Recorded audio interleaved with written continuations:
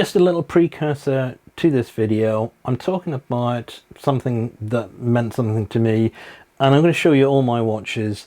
It's not flexing, it's not showing off, it's just my watch collection, and it might be interesting to some that have asked to see it, but I'm absolutely not showing off. I know I'm very fortunate, so please don't get me wrong on that.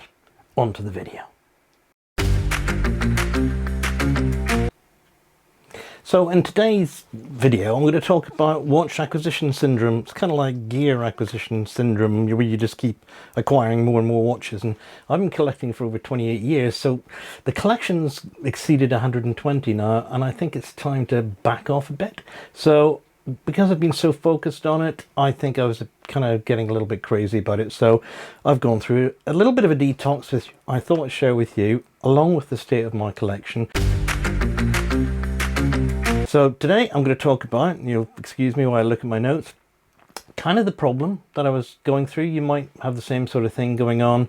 What triggered me to kind of continually buy watches, which is easy enough to do because there are plenty of them launched every 5 minutes. My detox regime to sort of defocus on that and kind of go back to other hobbies that I had. Where am I at today with all of this? Because that's kind of important. You know, am I any better off? I think I am, but stick around to the end. And then at the very end, I'm going to talk about some questions to try and counter that temptation that we all have when a shiny new watch comes out from our favorite vendor, which seems to happen every month now with me. So let's talk about triggers.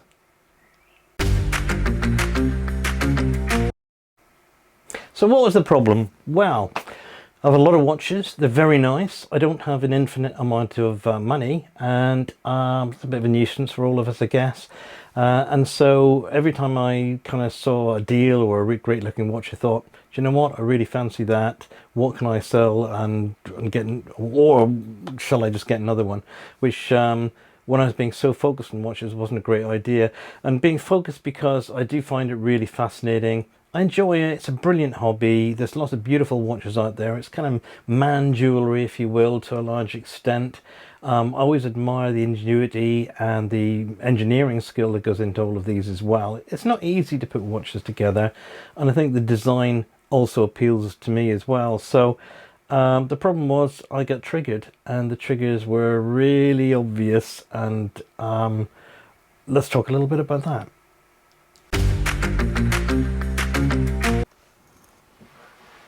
So, step one, for the detox and talking about triggers and stuff, I looked at all the watches I had and considered really which ones do I wear the most, what do I like the most, because that changes on a regular basis depending on whether I've been wearing them or not, and what I'm bored with. That's a tricky one, right? Because some of these watches I've had for a very, very long time.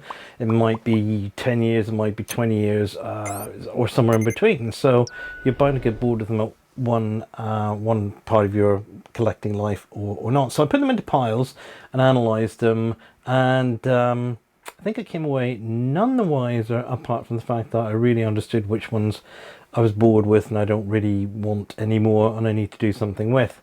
But I really wanted to figure out the triggers, because triggers can lead you to compulsive buying, which is not good. So let's go with this one, right? Number one, your favorite vendor releases something amazing and it's glorious. Now, I have multiple favorite vendors, which doesn't help, particularly zealous, who have a scarcity model. So a great new watch will come to market. It'll be sold out in at least a day, even more likely minutes. Most of them are gorgeous. Not all of them are for me, but most of them have been just incredible. And Veneziano Co. also are producing some beautiful watches. So, you know, these guys launch on a pretty regular basis. That began to trigger me, and I was like, oh my God, I've got to have it. That's not great. That's not clever. Second thing, two, knockdown pricing and discounts and fantastic deals. This is definitely a problem. I'm on lots of email lists. I watch a huge number of YouTubers reviewing beautiful watches, and all of these things kind of scream, buy me, buy me, buy me, and I kind of was not particularly clever. But the discount, oh man, I fall for that one far too often, and I shouldn't, but I've seen some spectacular discounts. But what I've got to bear in mind, there are some spectacularly inflated prices to go with them. Um, Third thing, exposure. It's kind of like YouTubers. I was watching, in fact, the primary chunk of my YouTube watching kind of subscribed things, channels, was really all about watches. So I was very, very tunnel vision on watches, and that was none too clever. And also email lists. I subscribed to just about everything initially because I want to get an initial discount for my first purchase, blah, blah, blah. Not always a clever thing, really, is it? The discount and the emails and all of this kind of focus kind of turns into being something much more important than it really is. Okay. So, fourth one, hate to admit this one, is trying to be part of the cool gang. It's kind of like, oh, you don't have a thing, you know, you don't have a, I don't know, a Snoopy swatch, moon swatch. Well, why not? It's kind of cool. They're kind of cool. I do have one now, but didn't need one really. I do like them. I don't buy anything I don't like, but the cool gang, being in the cool gang, do I need to be? I'm not in the Rolex cool gang, and I don't care about that. I think they insult customers. I'm in some other kind of like, I'm a fan of many watches and many brands, so it's not just one, but that does have a, you know, a kind of a thing to it. Okay, sixth thing, news about watches. I'm surrounded by all of this input from YouTubers, from vendors, emails, and so on and so forth. It's kind of news about new watches. That triggered me as well. I was like, oh my God, look at this. They're doing it with a new material, a brand new dial. Rush out and buy it soon. Or rather, don't buy it soon and just think about it for a while. Happened to me this week, even with a Zealous new 42mm meteorite / titanium swordfish drop. Rushed out, ordered the PVD black one, the Blood Moon, and I've cancelled it because I've kind of got a way of dealing with this stuff now, and I was being impetuous and it was a bit daft. And finally, the seventh trigger was really the amount of focus that I was putting in this stuff, into the whole watch collecting thing. It was way over the top. I should have other things that I do, and I've changed that now, and that becomes part of my detox routine. Let's move on to that. So, what did I do about it? Okay, well, first, I unsubscribed to all of those emails. I actually unsubscribed to all of those YouTube channels as well, even my favorites. Yeah, I know, it's a bit drastic, but not as if you can't remember them. I didn't want that exposure to hit me all the time. I really wanted to kind of have less temptation, so less exposure to all this stuff was less temptation. I also stopped searching for deals whenever I came across something in the news or email or whatever, so I didn't look for them actively. I didn't kind of really subscribe anymore to the whole idea of the cool kids and what the cool gang are currently buying because it's new and great and wonderful. This didn't matter anymore, and well, by unsubscribing to so much in a relatively short period of time, with watch news and hype, that all kind of tailed off, and I managed to wean myself off the watch obsessing and got back into more healthy pursuits. I love photography, for instance, and so I started to pursue that in a big way. And I started to draw comparisons as well, as like, you know, what used to be a really fabulous watch, an incredible deal, turned out to be a spectacular amount of money within the photography realm. I'd lost perspective, so that didn't really help as well. So I weaned myself off, I think, and I've been enjoying that so far. So what are the results so far? Well, let me just check my notes. I'm going to scroll up here. So last year I sold at least 28 watches, maybe 32-ish, something like that, but I did buy another 24, so really wasn't a good idea. I didn't really diminish or reduce the collection by much, so that wasn't terribly clever. This year I've bought maybe 3, and 2 of those were kind of pre-orders from last year, so I'm not sure they count, but let's call it 3. So that's a massive difference already. I'd figured out that if I'm going to buy a watch, then it should be a target that I particularly want, like a Grail watch, or something that really matters to me, and I've got to really love it and want it. Getting distracted by something that pops up randomly ain't going to help me, so stop it. So I wrote a list of things that I want to buy, not just watches, things I'd love to buy, and, you know, ignoring the fact that you need money to buy them, which is not entirely genius, is it?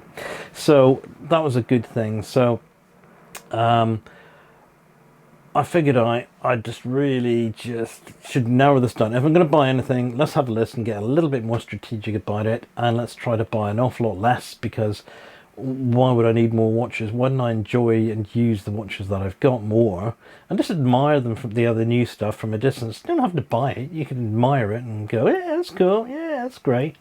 Process 2, if I really want to buy it, what else could I do with the money? So, for instance, if you had a £4,000 watch, what else could you do with the money? Well, you could probably buy a car. You could definitely buy a pro-level camera.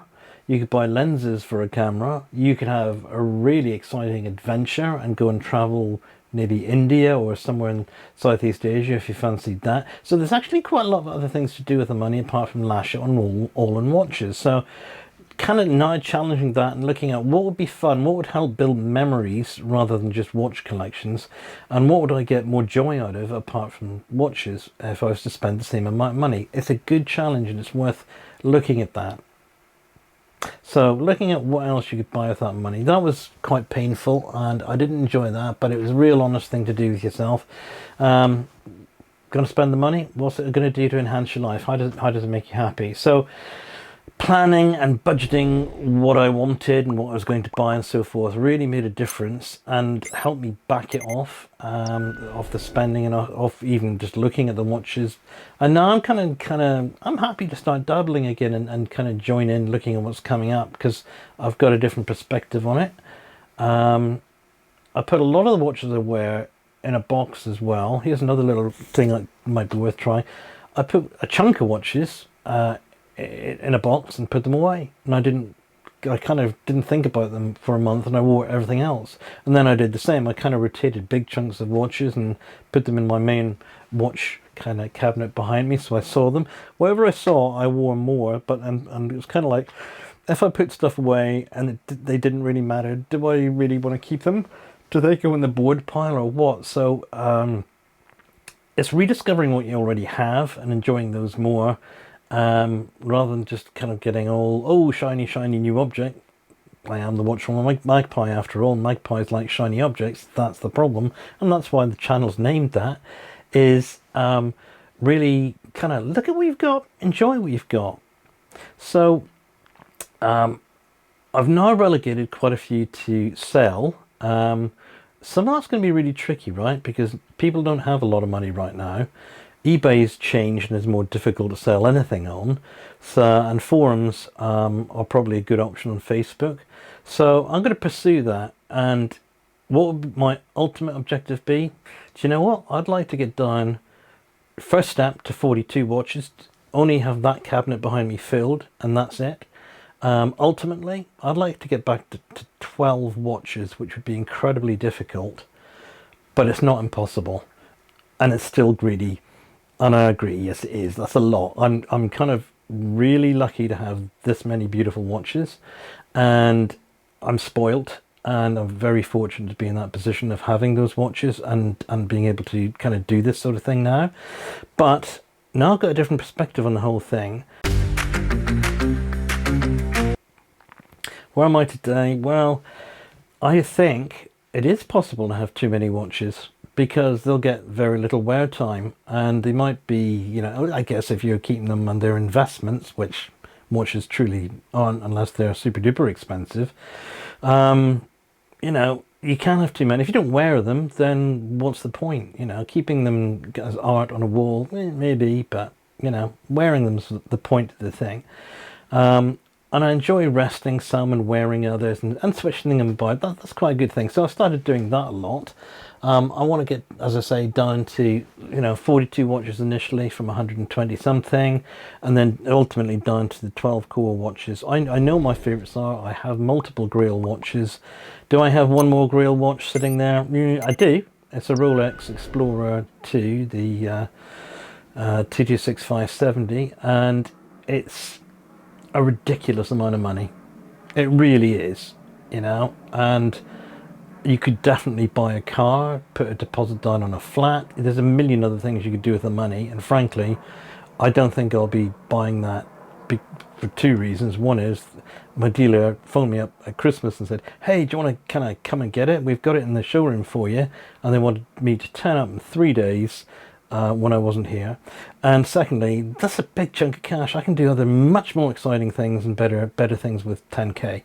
Really, get a grip is what I was saying to myself. So my little mantra, along with many other little mantras that go along now, is, will it bring me joy? Will I get a real kick out of wearing this watch? And will I be desperately happy? That's my little mantra, and I challenge myself every time I see a new watch. Is that going to work for me? Because this detox has really helped.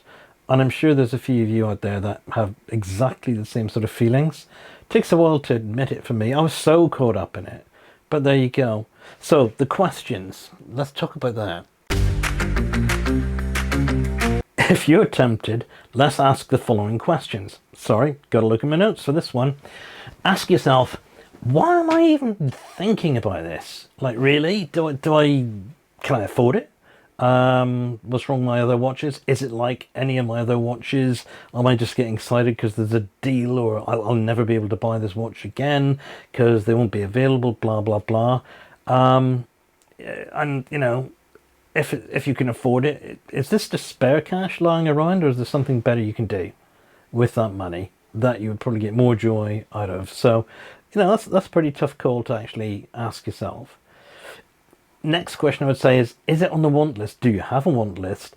Is it on the want list? No. Okay, well then it doesn't get to play. Put it on next year's want list when it'll probably be a bit cheaper. Or on the, in an ideal world, if I win the lottery, yes, I'll buy it. But if it ain't on the list for this year, this month or whatever, don't buy it. You don't need it. Is there something else I could get with that money? Or instead? That's the big one. It's like, think of 5 other things you could spend that exact same amount of money for, or close-ish. It could equate to quite a lot of things. It could be a set of golf clubs. It could be a fantastic holiday. It could be something else you enjoy. It could be a drone, a camera, lots of boys' toys that kind of go along. You get the idea. That kind of go along in that space. Is there something else I could get with that money? Or is there something else I need or want that I should do with that money? Because the watch is not a priority at this point. So what will be more fun? And wouldn't I be better off making memories with friends and people that I love and care about than just having another watch sitting in a cupboard that I don't wear enough?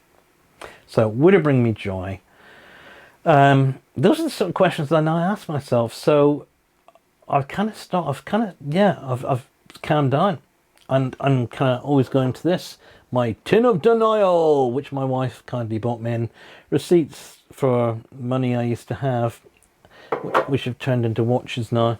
But listen, thanks very much for getting this far. If you've got any thoughts on this stuff and you've been through the same sort of thing where you've been a little bit obsessive or addicted to watch buying, I'd love to hear more in the comments. I'll probably do that the strip of the watch collection as well as a separate state of the collection thing, because people have asked for that.